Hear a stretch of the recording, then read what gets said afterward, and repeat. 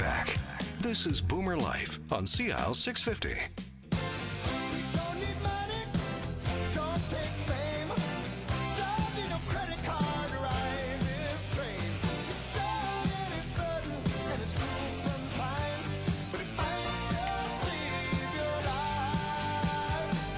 That's the power of love. And we're back. This is Boomer Life on CL 650. I'm Joanne Sutton, joined by Jim Doyle, Senior Financial Consultant with Investors Group.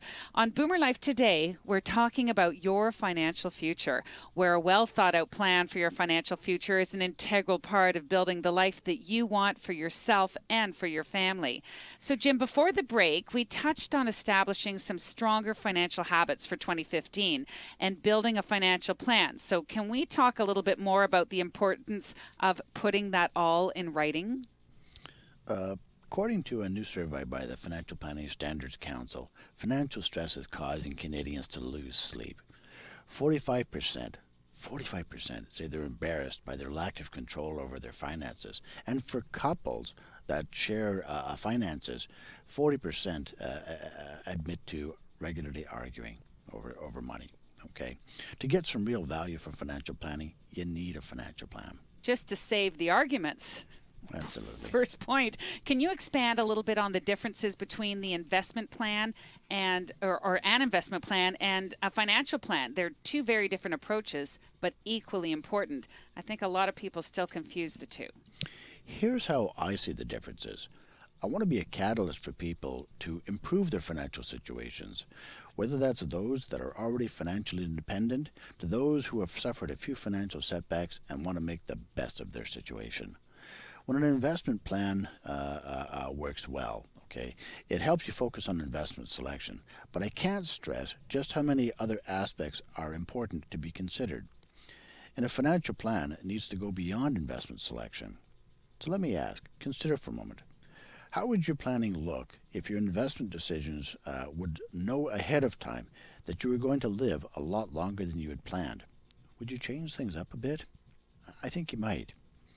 It's important to talk about risk, investment selection, investment criteria, and objectives. But the real work and the real value comes from exploring the hows and whys of your money. Typically, a financial plan looks at your cash flow and your cash management, your insurances, retirement and estate planning, as well as taxes. And your plan should explore essential strategies that are essential for meeting your financial goals.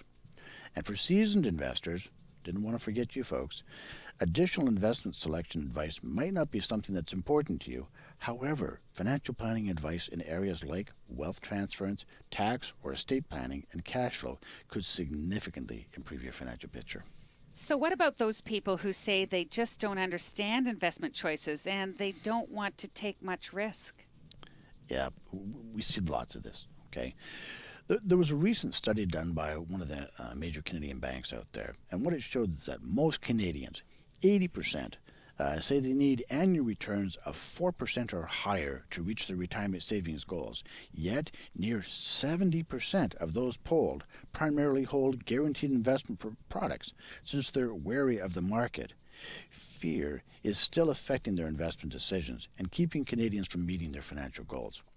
Also of interest, 1 in 10 found riskier investments too complex, with a familiar number unaware of their portfolio options. Personally, I still see many people who feel they can't lose when their money is sitting in cash, but they're going poor slowly. Now, this might offend a few people, but I think they could be mistaken if they believe that this is a way to successfully protect their wealth. Costs of living continue to rise. So what are you going to do to make sure you can live your retirement years confident that you'll have the money to maintain your current standard of living? Sounds like a great reason to have a plan. You've sold me. Today's wise consumer focuses on investment return. Is there anything else they should be looking at? Is it possible that too much focus is being put on returns? I think you hit the nail on the head. We obsess over investment performance, but not as much thought is to put towards how much we can safely withdraw each year. And while more and more retirees are finding the need to hold some equity in their portfolios for growth and to keep up with inflation long term, I think they're terrified of volatility or of losing any of their original capital. The biggest risk is erosion of purchasing power in the long term, the danger of outliving their money. How you address market volatility and respond to it has a big impact on your portfolio's longevity. I think we as advisors need to do more with clients to help them better understand risk and what risk is and what it means to them and what their options are. When investors understand more, I think they can make better choices. But I think the real problem comes from people not understanding the differences between risk and volatility. Well, we're hoping you can explain this a little further. The question would be, why do people confuse risk and volatility? Risk is the exposure or the chance of permanent loss. Volatility, on the other hand, is the day-to-day price movements of an investment. Now, advisors tend to think experienced investors understand risk and volatility and have an expectation that safeguards are in place. This is why it's so important to regularly review and determine your short-term and long-term financial objectives. Work with your advisor to have these discussions. In an effort to limit volatility, people inadvertently limit risk. And by doing so, they're removing the chance to earn more on a long-term basis. And again, that all-important goal of trying to have a fighting chance to keep pace with inflation. I often see this in my practice, and it can be a challenging conversation. This is another one of those examples of a loss aversion that we spoke of earlier. So before the break, we were talking a little bit about how it seems that planning for longevity is not given its due when it comes to making investment selections. Can you speak a little bit further on this? We see the warnings time and time again, yet for some reason folks are a little bit reluctant to heed them. You know, longevity could be a wonderful thing for those that have the means to enjoy it. And when it comes to providing value, advisors need to offer more than investment expertise. You know, we're seeing a lot of folks that are choosing to work beyond 65, either part-time or to maximize timing and the best value from the resources. You know, and they've got to decide or look at choices around Canada Pension Plan or when they decide to convert their RSPs. However, for those who aren't prepared financially for a possible long lifespan, aging could be an endurance test. Now, one way to fight this when withdrawing your retirement savings, your number one goal could be avoid outliving your savings. Don't consider your retirement assets as a piggy bank that you can spend. Instead, consider the money to be a monthly paycheck generator, then spend no more than this paycheck.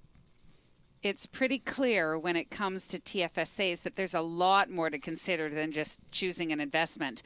It really points out the importance of how it fits into your overall financial plan.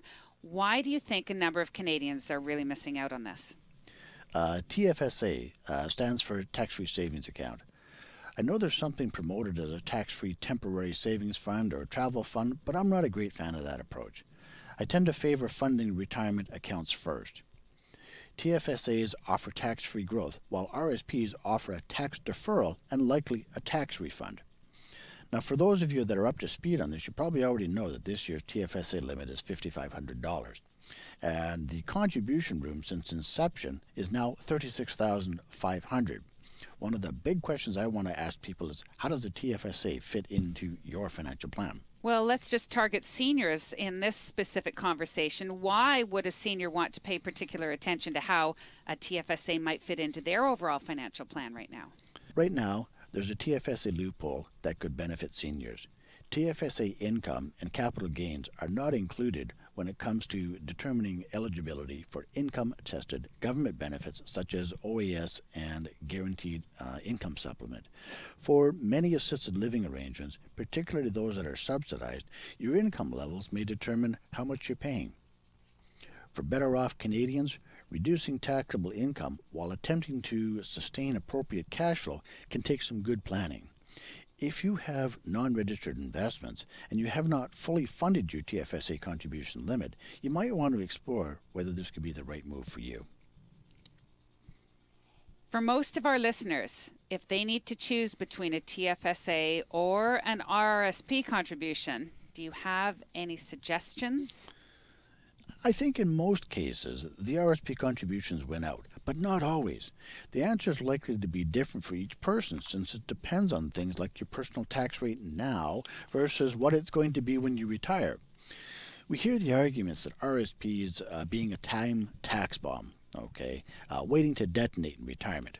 choosing TFSAs instead. But hold on, it's not so simple. TFSA contributions are made with after-tax dollars. Also weighing in on this consideration is how you use your RSP tax refund by making RSP contributions. Did you invest it, or were you tempted to spend it? Choosing TFSAs or RSPs might need a little bit more exploration. Please feel free to call me at the office. I'd be happy to take your call. And if you're looking for those phone numbers to give Jim a call, 1-800-665-7178, or call him locally at 604-682-5431. You are listening to Boomer Life on CL 650. I'm Joanne Sutton. Today we have been speaking with Jim Doyle, Senior Financial Consultant with Investors Group. Financial security is a paramount goal for most Canadians. The need for advice has never been greater. Make 2015 the year you rediscover confidence in your financial future. Still a lot more to come with Jim Doyle, including some thoughts on planning for 2015. It's all coming up next on Boomer Life on CL 650. Celebrating the baby boomer lifestyle. This is Boomer Life on CL 650.